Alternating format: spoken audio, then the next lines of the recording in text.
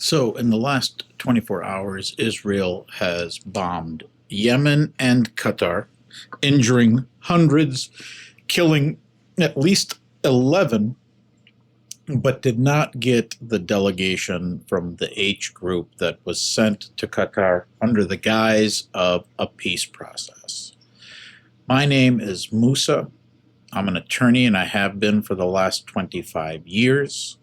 And we're here to discuss things that you don't really hear in Western media. One thing I saw that was very, very interesting was a post on YouTube recently by a professor in anthropology and social studies, I guess. And his reasoning is that what is happening now in Israel is absolutely deliberate, and the reaction that they're getting is the deliberate intended reaction that they want. Why is that? Let's get into it. First, let's be clear about the attack in Qatar. This was a setup just like it was before, and they've done it before. And in these circumstances, for some reason or another, the people were tipped off. As a result, there were no casualties of the delegation. As far as any civilian casualties, I'm sure Israel loves to rack them up. Somehow it's a team sport for them. They like to count the bodies at the end. But then you didn't even know that they attacked Sana'a in Yemen today, killing 9 people. People that have really nothing to do with the attacks that are happening on Israel. These are typically political officials or civilians. So now Israel has bombed Syria, Lebanon, Jordan, Egypt, Yemen, Qatar, Iran.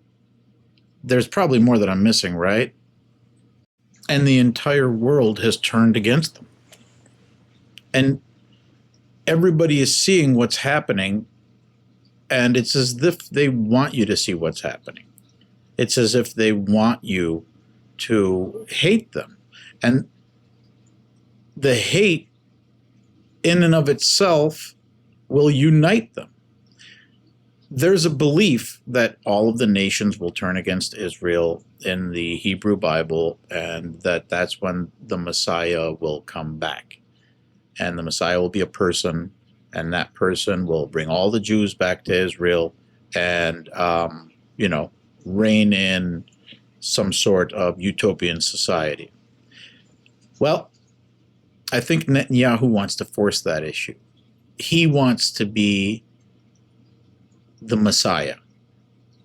And I think a lot of people are probably buying on to that, only it's the Messiah going the other way.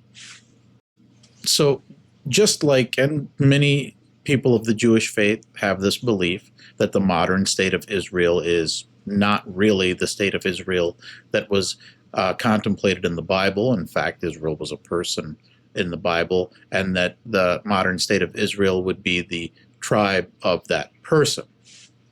But then you had some heretics in the 18th and 19th century try to change the meaning of the Bible, and today we have these rapture pastors and these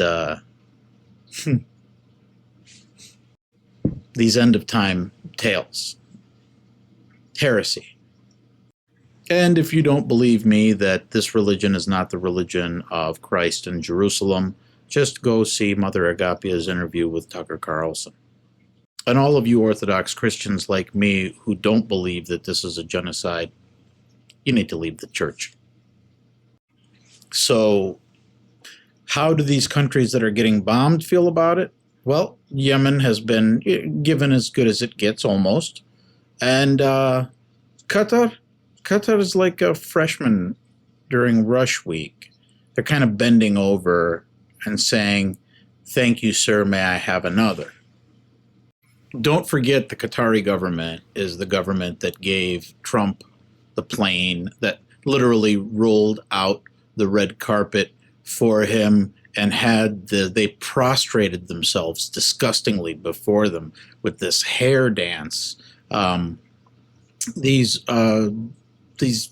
were very, very bizarre meetings that Trump had with the king of Qatar. And he did a real good job buttering him up. And what did Trump do? Qatar has been bombed 3 times since. And the United States controls the airspace over Qatar. Their largest base in the Middle East is there. So they knew what was going to happen. Now, Little White Riding Hood, the press secretary, comes out and says, we told Qatar. And Qatar came out and said, we didn't know until after it happened. We were told at this time, which was like 10, 15, 20 minutes after the bombing. And as a result, it was a very big embarrassment that Trump had to walk back and say that he's not happy about the bombing in Qatar. When in reality, it's all a bunch of performative bullshit. The Qataris don't care. And if they do, they have to shut their fucking mouth. They don't have a say in what's going on. They're not sovereign. They're basically an extension of an oil empire. That's all it is. They're a capitalist country there. It's just an extension of an oil company. The other countries that were flown over, they don't care either. I mean, what are you going to do, right? You're just a bitch. You'll get bombed too. So move out of the way. I guess that's what they're thinking, to preserve themselves, because I can't understand why these people would be so feckless and weak. So to give them the benefit of the doubt, we'll just call them scared little bitches, right? And Israel has basically been quoted as saying that it's bombing its way to peace. And you're going to see that Washington Post disgusting article where it basically says, well, we have to kill everybody that disagrees with us. Where does that mentality come from? Anyways, as I told you before, my name is Musa and I'm an attorney. And thank you for listening to the analysis today. You can probably find me on YouTube, as this site has become basically unusable for people who want to talk about everything, including politics.